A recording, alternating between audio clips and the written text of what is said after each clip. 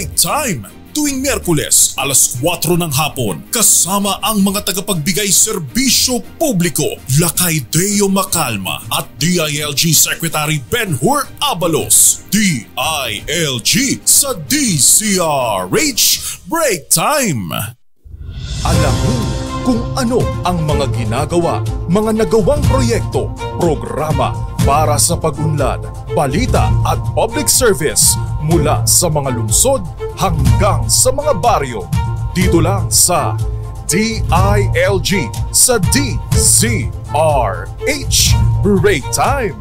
Kasama ang mga lingkod sa pagbibigay serbisyo publiko, sina DILG Secretary Ben-Hur Abalos at Lakay Mayor Deo Macalma sa DILG sa DZRH Break Time.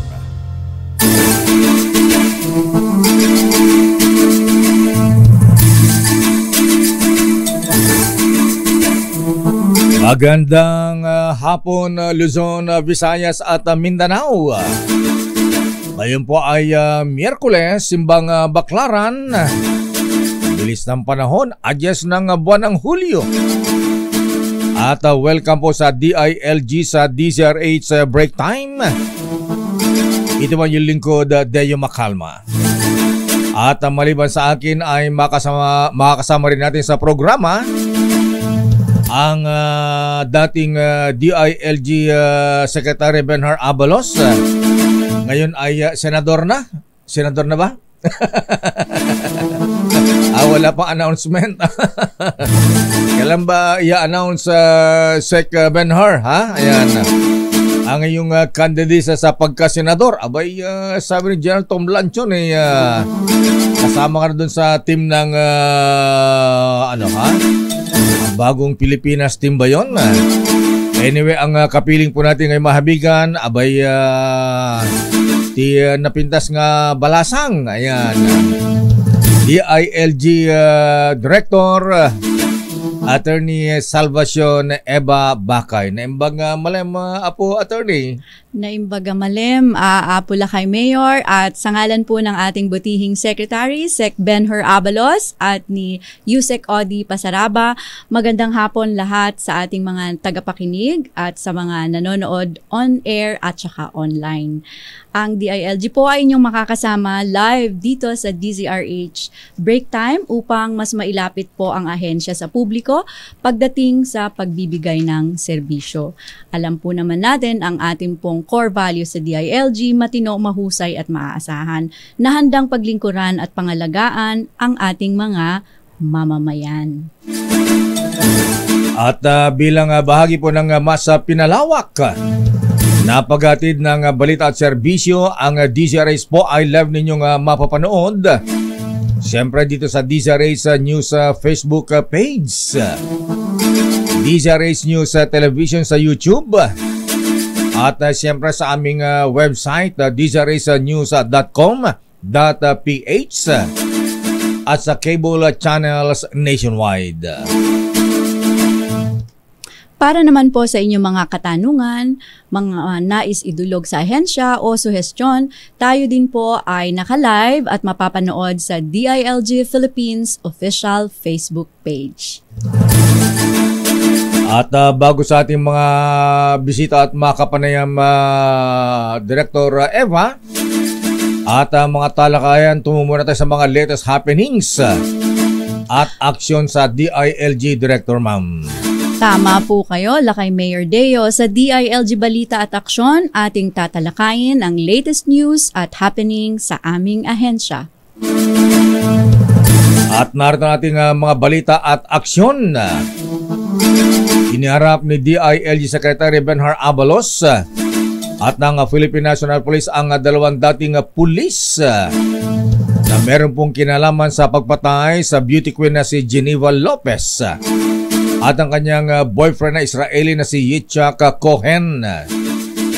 Tiniyak ni Secretary Abalos at ng PNP sa pamilya ng mga biktima na mananagot sa krimen at mabubulok sa kulungan ang mga salarin. Ibinahagi ni DILG Secretary Benhur Abalos at PNP Chief Romel Francisco Marbil ang mga accomplishment ng PNP sa nagdaang linggo, kabilang ang patuloy na paglaban ng pamahalaan kontra iligal na droga, kung saan naaresto ang 627 na individual sa ikinasang 651 police operations mula July 1 hanggang July 5. Habang nakumpiska sa nasabing operasyon ang 13,597.34 fully grown marijuana na nagkakahalaga ng mahigit 100 milyong piso. Dagdag pa rito ang na-recover na 94 na bloke ng iligal na droga sa Ilocos Sur at Agno, Pangasinan mula Hunyo 24 hanggang July 7. Samantala, nagsagawa naman ang PNP Maritime Group at Coast Guard ng Joint Maritime Patrol upang maiwasan na ang posibleng pagpasok pa ng iligal na droga sa mga baybayin ng Ilocos Sur at Pangasinan.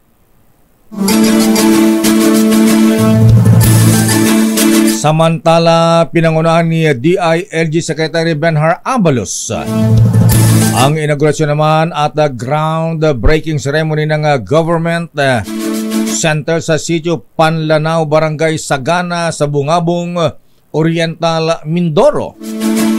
Kung saan nakarating ang ating secretary. Sa nasabing government center ay plano ring tayuan ng mga tanggapang pangrehiyon ng DILG at Special Action Force ng Philippine National Police. Kasabay nito ay pinasinayaan din ng kalihim ang bagong tayong dialysis center sa bayan. Ay, maganda. Na magbibigay libreng serbisyo sa ating mga mamamayan. Dumalo bilang panauhing pandangal si DILG Secretary Benhur Abalos Jr. sa Provincial Congress of Sangguniang Kabataan Federation of the Province of Iloilo na ginanap sa may SMX Convention Center nito lang Lunes. Sa naturang programa ay ibinahagi ni Secretary Abalos ang mga matagumpay na programa at proyekto ng DILG gaya ng kampanya kontra iligal na droga, na Buhay ay Ingatan, Drogay Ayawan or BIDA program, Revitalized Police sa Barangay o tinatawag nating RPSB, Drug Demand Reduction Efforts at Skills Training at Capacity Building sa mga dating PDLs. Ibinahagi rin ng kalihim ang issue sa malnutrisyon at ang mga ehemplong programa ng Mandaluyong noong siya ay dating alkalde upang tugunan ang issue ng malnutrisyon sa bansa.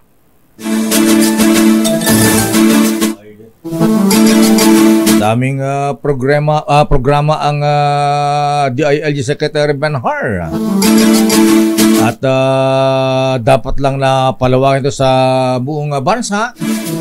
At nang sa ganun maramdaman naman ng ating makabayan ang serbisyo ng pamahalaan. Of course, sa panguna rin ng DILG. At ilan lamang, sino ba natin makasama dito si Secretary Benhur Abalos, ha? Crime buster na siya ngayon, ha? Abay, sila ang nagpresenta dun sa mga nahuling dating pulis na suspect sa pagpatay sa beauty queen ng Pampanga. Ayan, si Geneva Lopez at dun sa kanyang boyfriend na Israeli. At naku, Secretary Abalos, ayan, yun daw pagtatayo ng dialysis center, abay dagdagan mo, ha? Ayan. Dahil ang daming ngayon, director, ha? May sakit sa kidney, nagdadialysis, ha? Pagka nagpa-dialysis ka pa naman yan, tuloy-tuloy mahal na yan. Tsaka mahal po. Nagngina po. Ayan. Ang mahal-mahal ng magpa-dialysis, ha? At ilan lamang yan sa balitang hatid ng DILG. At sa ating pagbabalik ay may makasama tayong mga lokal na pamahalaan, opisyal, upang alamin ang kanilang mga programa at proyekto sa pangalaga sa kultura ng kanilang mga bayan, Director Eva. At kami po ay magbabalik ni Director Eva Baca dito sa ating programang DILG sa DZRH Break Time. Pinakahuling mga balita, kaganapan, DILG balita at aksyon. Oras na alas 4:20. This new LGU strive for progress and better performance. Quality service delivery, adherence to good governance principles, commitment to the general supervisory mandate, and dedication to meaningful and transformative results.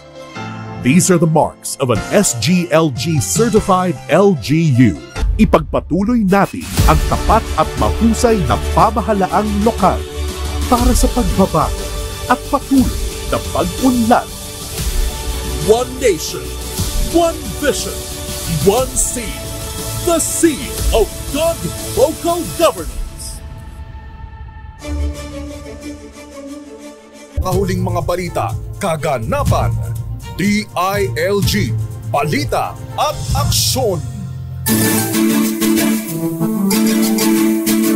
Nagbabalik ang DILG sa DZRH break time. Ngayong araw siyempre ng Miyerkules ay ating tatalakayin ang mga programa at proyekto naman ng ating mga LGUs, lokal na pamahalaan. Siyempre sa pagpapahalaga ng kanilang kultura, heritage ng ating mga komunidad. Diba, Director? Tama ka po dyan, Lakay Mayor, kasi ngayong linggo po ay celebration ng Cultural Communities Week. Kaya ngayon po may makakasama tayong mga LGUs or mga lokal na pamahalaan na tunay na nagpakita ng pagpapahalaga sa kultura at katutubong lingwahe ng kanilang mga bayan.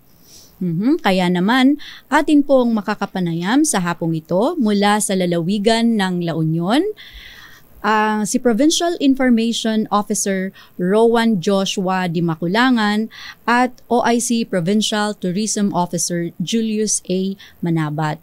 Pinapasalamatan natin, Lakay Mayor, si Governor Rafael Veronica Ortega David at pinaunlakan niya ang ating invitation para sa LGU.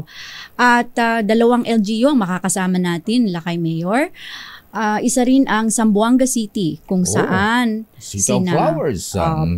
Sina City Museum Chief Curator, Architect Ildefonso Torres Jr. at ang ating City Tourism Officer, Sarita Sebastian Hernandez, ang ating makakapanayam. Magandang hapon po sa inyo, Sir Rowan Joshua Di Maculangan, Sir Julius Manabat, Architect Ildefonso Torres, at City Tourism Officer Sarita Sebastian Hernandez. Naimbag nga malam, kada kayo amin, Sir Deo Macalma, kay Attorney Salvacion Bakay, at of course sa ating butihin na Secretary, DILG Secretary Benhur Abalos, itinagan ni Governor Rafael Veronica Rafi Ortega David, iawat ni tinabara akablaaw kada kayo amin. Kasama ko po ngayong hapon si OIC ng La Union Provincial Tourism Office na si Sir Julius Manabat. Sir Julius? Naimbag amalam kada tayo amin. Agyaman kami ako may kami nga na-imbitaran. We were invited here to be a guest in this program to share our best practices in terms of our language preservation and culture and arts preservation. Nagpapasalamat kami, Sir Deo, Attorney Bakay, and of course to our DILG Secretary Benhur Abalos. Ayan, naimbag na malam, Apo Rowan Joshua Di Maculangan at Apo Julius Manabat. Ayan, da kami ti agyaman kanda kayo, Apo. Ayan, at sabihin na, masalita ng mga ito. Espanyol po yun. Mga Ilocano po kami. Ayan. So, nag-i-Ilocano kami ng konti. Mga greetings naman sa Ilocano. Take it away, Director Eva. Opo, unahin na po muna natin itong mga malapit-lapit na La Union. Sir, ang La Union po ang unang probinsya sa bansa na nagkaroon ng ordinansa, which is Ordinance number 026-2012, upang proteksyonan at pagyamanin ang Iloco o Ilocano bilang katutubong wika ng inyong bayan or lalawigan. Ano po ang nagbigay daan para sa lokal na pamahalaan ng La Union upang magpasa ng ordinansa at gawing opisyal na lingwahe ng inyong probinsya ang Iloco, sir? Okay. Ma'am, thank you very much for your question po. Actually, we thank yung 19th Sangguniang Panlalawigan po ng Province of La Union for drafting an ordinance nga po para sa pag-establish at saka pag-ensure na ang Iloco ay ang official provincial language po ng probinsya ng La Union. It comes with a really good intention po na kailangan talagang paglinangin natin at kailangan palalimin pa natin ang pagmamahal sa wika ng Iloco po dito sa probinsya ng La Union. Funny enough po na ang La Union po kasi is a melting pot of 3 provinces. Kung sa hindi po nakakaalam, ang La Union po ay dati po pinaghahatian po siya ng Ilocos, ng Pangasinan at ng Mountainous Province po. So nung nag-join together pong La Union, kaya ang pangalan po natin ay La Union, marami pong mga kultura, marami pong mga tao ang nagsama-sama po dito sa La Union. Pero over the time, habang tumatagal po, nagkakaroon po tayo ng commonality lang po, which is the Iloco language. And na-pass down siya through generation to generation. Kaya minarapat po ng 19th Sangguniang Panlalawigan po natin na gawing official language po ng ang Iloco sa Province of La Union at saka dito po sa sa minamahal nating probinsya ng La Union. Sir Julius, might add something rin po. Yes, a little backstory lang po, no? Nung bago po nabuo itong aming Iloco po, nagkaroon po kami ng parang survey or study tungkol po sa aming lengguwahe. At napag-alaman namin na ang salitang Iloco is isa sa mga major languages. We have 171 major languages in the Philippines at isa ang Iloco sa mga official na language na yon. So, nung nagkaroon ng survey at nakita doon na unti-unti siyang nagde-degrade dahil nagkakaroon tayo ng because of modernization, migration patterns, and of course yung impluensya din ng kolonisasyon noon sa ating probinsya, nagkaroon na nagiging Taglish ang aming probinsya. Kaya minarapat dahil na ang kinukonsider namin ng Iloco bilang isang tulay upang mas mapaunlad pa ang aming probinsya, lalo na sa pagdating sa aming turismo, kasi isa ito sa mga asset na may tuturing namin para ma-share sa aming mga turista is yung aming language. So, para ma-preserve ito o para mapanatili ito sa ngayong modernong panahon, minarapat ng aming sanggunian noon na gumawa ng isang ordinansa na magpapalawig at magpapaunlad ng aming salitang Iloco. Yun po yung parang naging kwento po. Kastagayam ti istoryana niya apo ay tataa lang nga mangagdeta nga tila Union gayam ket Union of People from Ilocos, La Union, Pangasinan, and Mountain Provinces. Abay, melting pot. Yes, melting pot pala yan. Kaya Union of People from different provinces. Ayan. Anyway, Apo Rowan Diyosa di Makulangan at Apo Julius Manabat. Sa ngayon po ay nasa modernong panahon na tayo. May mga kinakaharap ba kayong hamon upang matutong pahalagahan ng inyong mga kailian? Ayan, lalo na ang mga kabataan ang iyong katutubong lengguwaheng Iloco, Apo Rowan Joshua. Totoo po yan, Sir Deo. Actually, nabanggit na rin po ni Sir Julius kanina na over time, mas nagiging preferred language na po ng mga kaprobinsyanihan o yung mga kailyan po natin dito sa probinsya ng La Union, Tagalog or mix na po ng English at Tagalog or na tinatawag nating Taglish. Dahil rin po yan sa mga curriculums at saka yung globalization nga rin po na training po ng mga magulang po natin na yung mga kabataan po natin or yung mga anak nila ay mas fit kumbaga sa global setting. Actually, it's a double-edged sword po if tatanungin niyo po ako kasi right now Though yes, nagiging medyo Taglish and English na po sa social media, mas heavy, pero meron po tayong mga Iloco content creators po na kapag kunyari gumagawa sila ng mga videos, gumagawa po sila ng content, ginagamit po nila ang Iloco. So nakakatawa rin po kahit na modern age pa rin, nabubuhay pa rin at very powerful pa rin ang presence ng Iloco sa digital media. Pero of course, yun po yung major challenge na tinitraining po yung mga kabataan natin at saka yung mga anak nila na mas English forward or mas Tagalog forward para mas prepared sila wherever they go. Pero we are thankful pa rin talaga na meron po tayong Iloco code that really is our safeguard para mas lalong ma-promote, mas lalong mapalalim at saka ma-share through generations yung Iloco at saka yung paggamit ng Iloco po. Sir Julius? Apo Julius manabat, anyang roti aramidin nyo apo. Ayan, ano ang ginagawa nyo hakbang ng probinsya ng La Union upang ma-preserve, ayan, mapanatili ang paggamit ng Iloco bilang lengguwahe at komunikasyon dito La Union, Apo Julius? When Apo Deo, apo ti programa ni. Marami kaming programs na sinasagawa upang mas lalo pa nating ma-share or mas mapalawig o mapaunlad ang salitang Iloco. Isa na dito mula po nung 2016, ginagawa na po natin yung tinatawag po natin na Ayat Festival. Ito pong Ayat Festival is a celebration of our language. Maputol lang kita, sumali sila sa Aliwan Festival. Ayan. Yes po.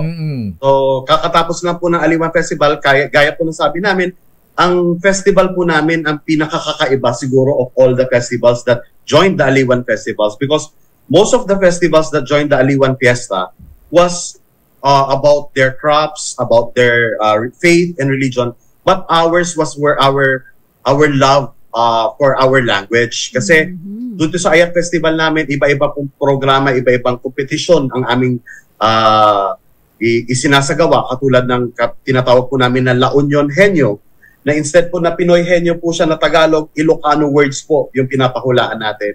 Nagkakaroon din po tayo ng script writing contest. In fact, nalalapit na po yung our second leg of our Fruditan Kabataan na script writing contest, kung saan po pure Iloco po itong script na ito, at pag natapos po itong script na ito at kung sino man po ang manalo sa script na yun, gagawa po tayo ng stage play na pure Iloco. As maliban pa doon, pinaparangalan din po natin ang mga institusyon at mga personalidad sa ating probinsya na tinataguyod ang salitang Iloco through our Kampiyon ti Lengguwahe Award. So, ito po, binibigyan parangal po natin itong mga taong ito na patuloy na tinatangkilik ang salitang Iloco. At maliban po dyan, siyempre po, kailangan pa rin tayong makisabay sa modernong panahon. Ginagamit na rin po natin ang social media sa pagpapalawig ng salitang Iloco, maski po sa aming mga video collaterals na nilalabas sa aming social media pages. We call it the Taljap series. Pure Iloco po itong mga video na ito na pinapakita hindi lang naman po ang mga tourism sites natin, kung hindi pati kultura ng ating probinsya. Ayon. So, nagadugayam, Apo Lakay Mayor, iti programa ti La Union. So, Sir, matanong lang po, gaano po kahalaga para sa inyong bayan na maprotektahan at mas lalo pang mapaunlad ang kultura at kasaysayan ng La Union? Yes po, Attorney Bakay. Mahalagang-mahalaga po yan para sa aming bayan, para sa aming probinsya, at lalong-lalo na po kay Governor Raffy Ortega David. Kung hindi nyo po nalalaman, si Governor Raffy is the youngest and First Lady Governor of the province of La Union. Tapos, isa po sa mga important po niya, at isa po sa mga marching orders niya, first marching orders po niya is to take note of what happened in the past, our history, our culture, remember kung saan po tayo nanggaling, and we will make use of the lessons and the learnings that we've had in moving forward and how we can govern better. Actually po, si Governor Raffy Ortega David and yung former governor po, si former Governor Pacoy Ortega, hiniwalay po ang Provincial Information at Tourism Office. Ngayon, meron na pong standalone na tourism office ang probinsya ng La Union, and under the tourism office is the cultures section. Okay. So, mahalaga po sa provincial government of La Union talaga na i-preserve po natin ang language, i-preserve natin ang culture, i-preserve natin ang history. And at the same time, sa Provincial Information Office naman po, nakalagay po doon under the Provincial Information Office is the library. Provincial library na nag-safeguard, nag-keep, at saka nandun po yung rich history ng province of La Union at ng buong Pilipinas rin po. Okay. Saka mga likhang Iloco. Ay, oo. Opo. Ngayon, Apo Rowan kan Apo Julio, sa anang di kwa, Apo, mensahe tayo karagiti kababayan natin, ha? Yung mga ngayong Cultural Communities Week, ano ang anyati mensahe tayo, Apo, karagiti kailan tayo dito La Union? Yes, Sir Deo. Ibibigay ko po kay Sir Julius dahil siya po ang nagsi-spearhead nitong Cultural Community Celebration po natin sa province of La Union. Take it away, Apo Julius. Yes po. Sa pagdiriwang ng Cultural Communities Week ngayon, nais po naming iparating sa ating mga probinsyanihan at komunidad ang kahalagahan ng pagpapahalaga sa ating kultura at tradisyon. Ang mga kultura at tradisyon natin ay nabibigay tibay at kabuluhan sa ating pagkakakilanlan. So, napaka-importante po nito upang malaman po natin kung saan tayo nanggaling, saan po tayo, at doon natin makikita kung saan tayo patungo. Hinihikayat po namin ang bawat isang kaprobinsyanihan na makilahok sa mga programa at aktibidades ng Provincial Government of La Union, lalo na sa pagpapapreserba ng ating lengguwahe, hindi lamang ng ating lengguwahe, kundi ng ating mga tradisyon at mga programang magpapaunlad palalo sa ating probinsya. So, gaya na po na sinasabi ni Governor Rafael Veronica or Raffy Ortega David, tayo pong lahat ay magprobinsyanihan, magkaisa, upang masiguro po natin ang mas maunlad at mas mapayapang La Union. Just na ginaapo kat agbyag dagiti kayan to dito La Union. Po. Salamat po, sir. Masaya po si Secretary Benhar at meron pong LGU na katulad ninyo sa pamunuan po ni Governor Raffy. Salamat din po, Sir June, RD June at Ma'am Reggie Colisaw, RPD, sa pangungulit namin para po sa pag-imbita sa lalawigan ng La Union. Thank you. Just na Apo Joshua at Apo Julius Manabat. At mula sa La Union Director, Attorney Eva, dumaka naman tayo sa Mindanao. Ayun, opo. Take it away. Opo, so magandang hapon, City Tourism Officer Sarita Sebastian Hernandez at Museum Curator Architect Ildefonso Torres Jr. from the Zamboanga City. Sir? Buenas tardes, senyor. Sabakano sila, opo, attorney. Buenas tardes para kay Secretary Abalos, kay Senyor Macalma at saka kay Attorney Bakay. Sa mga tagapakinig natin at saka sa mga guest natin po ng programang ito. Ayan, buenas tardes, Architect